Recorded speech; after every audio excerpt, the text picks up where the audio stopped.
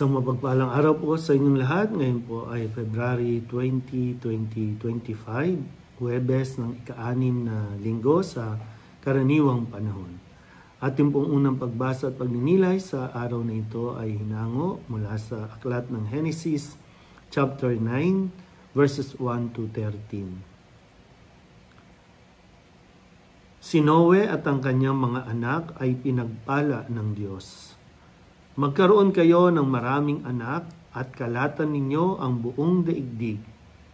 Matatakot sa inyo ang lahat ng hayop, pati mga ibon, at ang lahat ng gumagapang sa lupa at ang mga isda. Ang lahat ng ito ay inilalagay ko sa ilalim ng inyong kapangyarihan. Ibinibigay ko sa inyo ang mga hayop at mga halamang luntian upang maging pagkain ninyo. Isang bagay lamang ang hindi ninyo makakain, ang karneng hindi inalisan ng dugo na siyang sagisag ng buhay. Papatayin ang sinumang papatay sa inyo, maging ito'y hayop. Sisingilin ko ang sinumang taong papatay ng kanyang kapwa. Sinumang pumatay ng kanyang kapwa ay buhay ang bayad sa kanyang ginawa.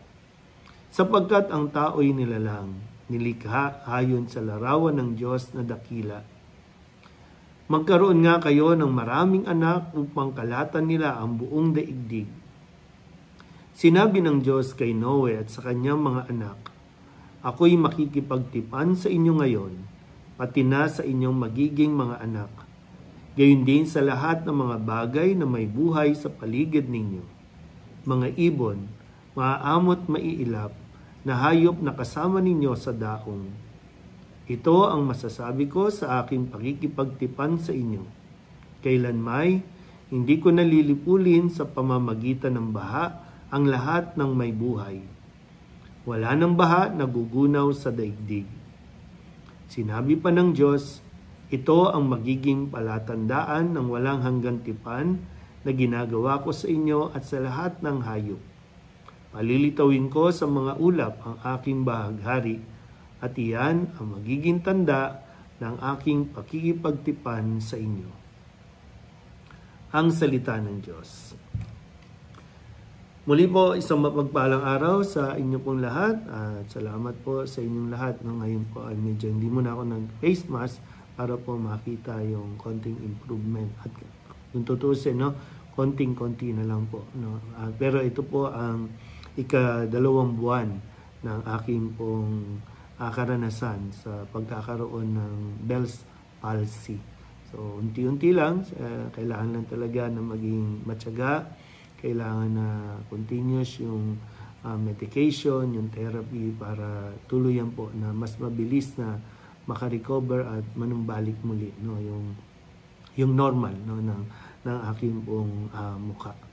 At sa ating pong unang pagbasa, sa pagpapatuloy natin ng pagbabasa sa aklat ng Genesis at sa kwento ngayon ng pamilya ni Noe na siyang niligtas ng Diyos mula sa paggunaw nito sa pamagitan ng pagpapaulan ng 40 araw at 40 gabi.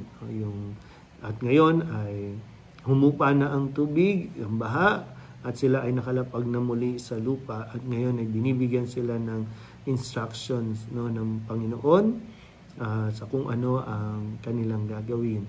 At sinabi nga dito na humayo kayo at punuin ninyo ng inyong mga anak ang buong sanlibutan, ang buong mundo. So, nilikha ng Diyos. Ang maganda kasi mapagnilayan natin ito dahil kadalasan natatakot tayo kapag naririnig natin yung mga report na patuloy na tumataas ang populasyon, na para bang nakakatakot na kung mapuno man. Pero dito, bakit nga ba tayo natatakot na dumami ang populasyon? Kung tutusin talaga, walang-wala pa. Napakarami pang lugar.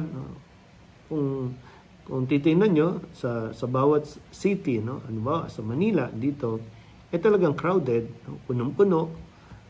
Kasi nga, unang-una, sinasabi natin, mahirap ang buhay at marami ang naghihirap. Kasi kapag lumakad ka talaga dito sa Tondo, sa mga katulad nitong lugar, talagang napakahirap. At marami ang naghihirap. Maraming squatter, maraming mga nakatira sa tabing dagat, no?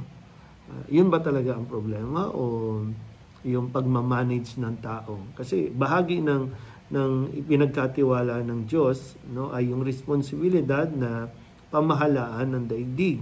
Hindi lang yung mga hayop, maging siyempre ang tao, pangalagaan ito. So baka lang po, no, nakikita natin kasi nasabi lumulob ang populasyon, pero ang totoo ay hindi naman. Kasi hindi natin dapat ikatakot. Dahil ang gusto nga ng Diyos, punuin, no, ang daigdig. At napakaraming lugar, no, lalo na sa mga probinsya, napakaraming lugar na walang tao, hindi pa nga naaabot ng kuryente o ng mga modern. Kaya lang lahat kasi, no, ibinababa dito. Maraming minsan yung mga plano ng gobyerno, lalo na mga makasariling politician, dadalhin o magdadala ng mga tao dito para lamang magkaroon ng boto. Yung bang ginagamit yung mga tao na ilalagay mo dito, wala kayong magandang programa, wala rin pabahay, walang patrabaho. Kaya yun ang tingin natin na overpopulated, kulang sa pagkain, kulang sa pabahay. Pero baka po mali lang talaga yung ating management, no? Yung imbis na maglagay tayo ng mga trabaho sa probinsya para yung mga nasa probinsya ay hindi na kailangan lumabas dito. Pwede naman natin taasan sana, no? I-equal yung salary ng mga nasa probinsya para hindi na nila hangarin na dito magtrabaho.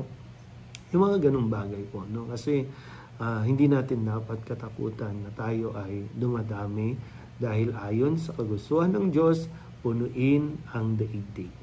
Kailangan lang talaga natin matutong magbahagi, matuto na mag-manage ng mga resources natin para nang sa ganon ang lahat ay mabuhay ng maayos, ng maginhawa at siyempre, no, maging matiwasay ang ating pong ugnayan sa isa't isa. Muli po, isang mapagpalang araw sa inyo pong lahat.